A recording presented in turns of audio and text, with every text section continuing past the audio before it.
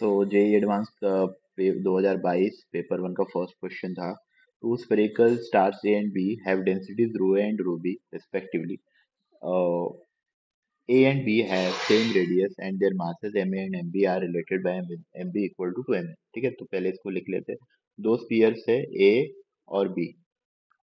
ठीक है, इसका इसकी डेंसिटी है रो ए, इसकी डेंसिटी है रो बी।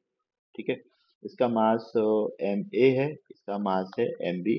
ठीक है, और हमें ये भी दिया हुआ है M B is equal to M A, तो हम लोगों ने लिख दिया M B is equal to M A. और क्या कि बोला गया, अच्छा दोनों का रेडियस भी सेम बोला है, दोनों का रेडियस भी हमको सेम बोला है, तो इसका रेडियस आर बोल देते हैं, इसका भी आर ही हो जाएगा। ठीक है, तो आगे बोला गया due to an interaction process star A loses some of its mass so that its radius is half. इसका रेडियस कितना हो गया है, हाफ हो गया। While its spherical shape is retained and its density remains rho A. ठीक है, तो पहले इसको समझ लेते क्या हो रहा है। तो एक स्पीयर है ए, ठीक है, ये ए स्पीयर है, और यहाँ पे एक दूसरा स्पीयर है सेम रेडियस का बी। यहाँ पे दूसरा स्पीयर है जिसका रेडियस सेम है बी। ठीक है, तो क्या हुआ, इनके बीच में कुछ इंटरेक्शन हुआ है ड्यू टू ग्रेविटेशनल फोर्स, और क्या हुआ है, इसका कुछ मास कम हो गया है ना। तो इसका कुछ मास कम हुआ और बोला गया कि इसका स्पेरिकल शेप रिटेन रहा, मतलब स्पेरिकल शेप पहले जो शेप था अभी भी वही स्पेरिकल शेप में ही है ये, है ना। और इसका रेडियस कितना बोला गया, ओरिजिनल रेडियस था आर, अब इसका रेडियस कितना हो गया है R/2। ठीक है, अब ये जो मास कम हुआ यहाँ पे, अब यहाँ पे जो मास हमें कम हुआ है स्पीयर का, वो कहाँ पे गया है।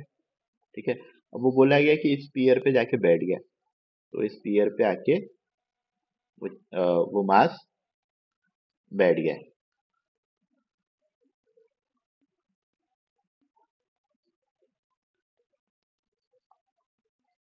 ठीक है, तो यहाँ पे वो मास आके बैठ गया है, और इसका रेडियस, इसका स्पीयर का, बी वाले स्पीयर का ओरिजिनल रेडियस आर था, लेकिन जब ये मास आके बैठा है तो इसका जो रेडियस है वो, आउटर रेडियस है वो कुछ आर डैश हो गया।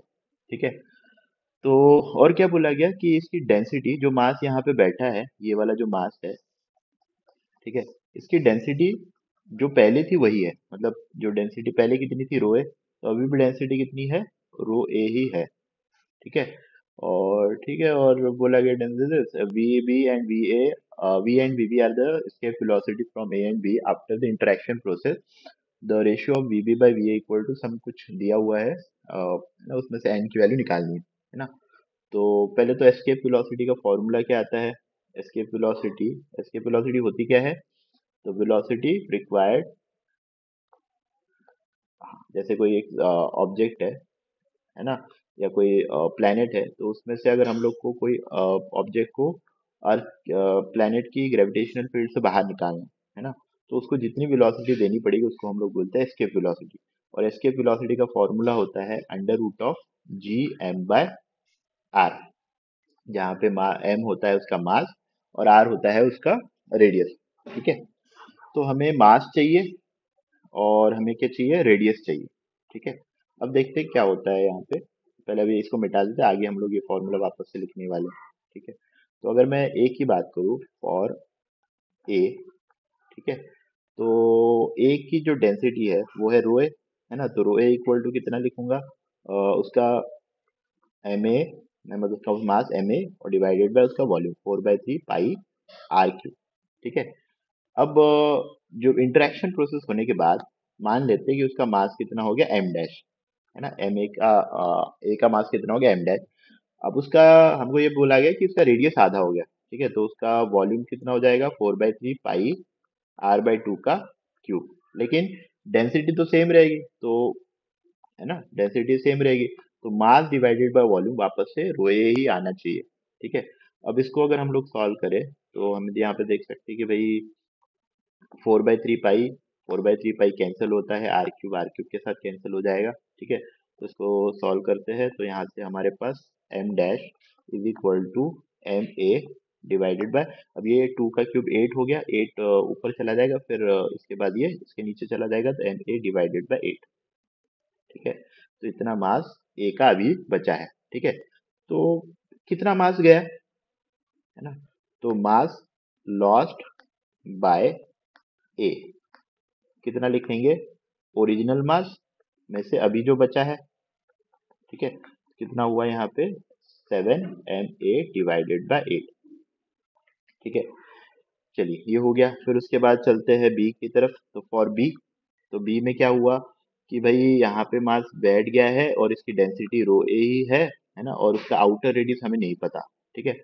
तो हमें डेंसिटी रो ए ही हमें पता है, तो रो ए इक्वल टू क्या लिखेंगे, एम, अब कितना मास बैठा है उस पे, जितना मास ए ने लूज किया है, कितना मास ए ने लूज किया, इतना, ठीक है। तो हम लोग क्या लिखेंगे, मास 7 ma divided by 8 divided by volume, है ना। तो वॉल्यूम ऑफ शेल लेना पड़ेगा हमें, ठीक है। तो हमें क्या लेना पड़ेगा, वॉल्यूम ऑफ शेल। तो ये वाला जो वॉल्यूम है ये हमें लेना पड़ेगा, है ना, ये वाला वॉल्यूम हमें लेना पड़ेगा, ठीक है। तो ये वॉल्यूम कितना हो जाएगा, आउटर वॉल्यूम का मतलब बाहर वाला वॉल्यूम माइनस, है ना, तो इसको इस तरह से लिखेंगे, बाहर वाला वॉल्यूम माइनस अंदर वाला वॉल्यूम, ठीक है। तो यहाँ पे लिखेंगे 4/3 पाई आर डैश का क्यूब माइनस आर क्यूब, ठीक है। अच्छा, ये इक्वल टू कितना आना चाहिए, ए की डेंसिटी कितनी है, ए की डेंसिटी है M A divided by 4/3 pi R cube, ये यहाँ से हम लोग ने लिखा हुआ है ना, ये यूज कर लिया। तो यहाँ से हम लोग क्या कर सकते हैं, यहाँ पे 4/3 पाई कैंसिल हो गया, एम ए कैंसिल हो गया, तो इसको आर क्यूब को उधर भेज देंगे हम लोग, ठीक है। तो हमारे पास आ गया 7/8 R cube is equal to R dash का क्यूब माइनस आर क्यूब, ठीक है। तो आर क्यूब को उधर भेज दो, तो आर क्यूब यहाँ पे आ जाएगा 7/8 plus 1 is equal to R dash का क्यूब, ठीक है। तो 7 + 8 डिवाइडेड बाई 8 मतलब 15/8 R cube is equal to R dash cube. तो R dash is equal to cube root ले लो दोनों साइड, तो यहाँ पे 15⁻⁻⁴ आ जाएगा, और 8 का क्यूब रूट 2 आ जाएगा, है ना, और आर क्यूब का क्यूब रूट आर आ जाएगा। तो R dash is equal to हमारे पास ये आ गया, है ना। अब हमारे पास आर डैश भी है, हमारे पास मास भी है। अच्छा, बी का मास, अभी जो मास है वो कितना हुआ, उसका ओरिजिनल मास, ठीक है, प्लस जो मास आके बैठा है, कितना मास आके बैठा है 7 ma/8, ठीक है। तो अच्छा, एम बी है कितना वैसे, एम बी इज, हमको एम बी और एम ए में रिलेशन दिया हुआ है यहाँ पे, है ना। तो M B is equal to 2 ma, ठीक है, M B is equal to 2 ma लिख दिया हम लोग ने। तो 2 ma plus 7 ma divided by 8, ठीक है। यहाँ पे 16 + 7 इज 23 ma डिवाइडेड बाई 8, ठीक है। चलिए, तो हमें क्या निकालना था, V B by V A. तो V B by V A, तो वी बी क्या होगा, under root of G M B कितना है, एम बी हो गया अभी ये इतना 23, यही है हमारे पास एम बी, ठीक है। तो ये है कितना 23 ma divided by 8 divided by इसका रेडियस, रेडियस कितना था इसका, रेडियस है 15⁻⁻⁴ r/2, है ना, डिवाइडेड बाय वी ए कितना है, वी ए इज, हाँ वी ए कितना है, V A is G mass of A, mass of A कितना है, रिमेनिंग कितना था ma/8, इसके पास बचा कितना था ये ma/8, ठीक है। तो यहाँ पे हम लोग ने ma/8 लिख दिया और डिवाइडेड बाय इसका रेडियस, रेडियस कितना हो गया था r/2, ठीक है। अब यहाँ पे देखो r/2 कैंसिल, जी जी कैंसिल, ma कैंसिल, 8 8 कैंसिल, ठीक है। तो हमारे पास यहाँ पे आ गया vb by V A is equal to under root of 23 15⁻⁻⁴ हमारे पास ये हमारा आंसर आ गया, है ना। अब क्वेश्चन में हमें क्या बोला गया था, वीबी बाय, है ना, VB by V A is equal to कितना, √10n/15⁻⁻⁴, है ना, ये दिया हुआ है 15⁻⁻⁴।